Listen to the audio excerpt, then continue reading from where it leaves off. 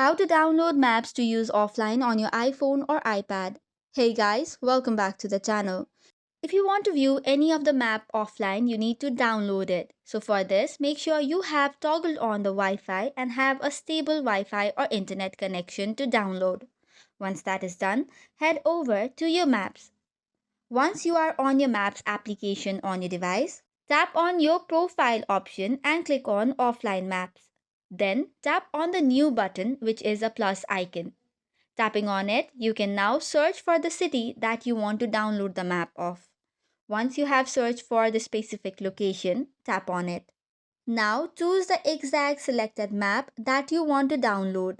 Updates will also be downloaded automatically once you download. After selecting the region, tap on download button and it will start the download. It might take a while depending upon your internet connection. Once downloaded, you can rename the name of the offline map.